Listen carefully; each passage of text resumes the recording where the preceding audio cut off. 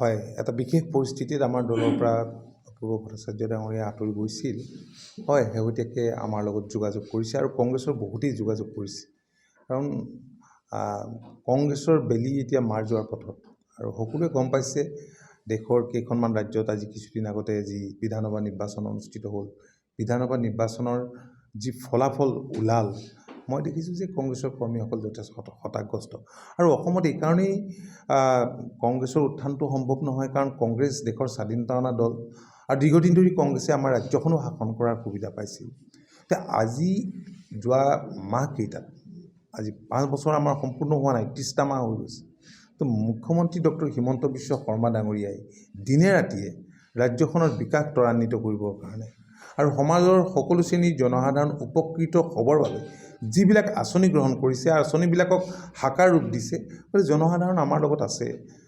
সেই কথাখিনি মই ভাবোঁ যে কংগ্ৰেছে নিশ্চয়, কংগ্ৰেছৰ তৃণমূল কৰ্মীসকলে উপলব্ধি কৰিছে। হয়তো দিল্লীৱালাখিনি উপলব্ধি নকৰিব পাৰে। আমি ডেফিনেটলি ৱেলকাম কৰিম। আমি দুৱাৰ খিৰিকী নতুনৰ কাৰণে খুলি দিছোঁ আৰু আমাৰ মাজৰ পৰা যিসকল আঁতৰি গৈছে, কোনোবাই যদি উভতিব খোজে, ডেফিনেটলি আমি আদৰি ল'ম। ৰাহুল গান্ধীয়ে হওক বা প্ৰিয়ংকা গান্ধীয়ে হওক, নিৰ্বাচনী প্ৰচাৰ চলাবলৈ আহিব পাৰিব, কিন্তু মানুহৰ সমৰ্থন নিৰ্বাচনত লাভ নকৰিব। চাওক, কংগ্ৰেছে ভাৰত জোৰো অসম জোৰো এইবিলাক কৰাৰ আগতে নিজৰ জোৰটো কৰি লওক। তেওঁলোকে নিজৰ মাজত যেনেধৰণৰ বিসম্বাদ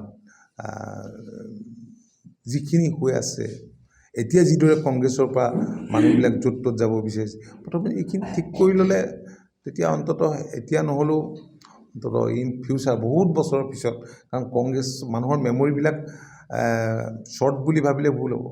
বাৰম্বাৰ টেঙা আম বিকিব নোৱাৰে, কাৰণ একৰ পৰা ষোললৈকে ক্ষমতাত আছিল, স্বাধীনতাৰ পিছত কেইবাটাও দশক আছিল। গতিকে সেই সময়ৰ কাম কাজ আৰু এই সময়ৰ কাম কাজ, তেওঁলোকৰ কথা বতৰা আৰু আজিৰ এই পৰিস্থিতি, এইবিলাক যদি তুলনা কৰে, মানুহে ডেফিনেটলি কংগ্ৰেছৰ সপক্ষে কেতিয়াও ৰায়দান নকৰে, কংগ্ৰেছৰ লগত নাথাকে। তেনেকুৱা কি পাৰ্মিশ্যনটো আৰু কিয় নিদিব? পাৰ্মিশ্যন ইলেকশ্যনৰ কাৰণে কোনোবা আহিলে, মানে নিৰ্বাচনী প্ৰচাৰৰ কাৰণে কোনোবাই বাধা দিব নেকি? কিছুমান চৰাই আছে নহয়, 12 মাহত 13টা মাত উলিওৱা। হয়, এটা বিশেষ পৰিস্থিতিত আমাৰ দলৰ পৰা অপূৰ্ব ভট্টাচাৰ্য ডাঙৰীয়া আঁতৰি গৈছিল। হয়, শেহতীয়াকৈ আমাৰ লগত যোগাযোগ কৰিছে আৰু কংগ্ৰেছৰ বহুতেই যোগাযোগ কৰিছে।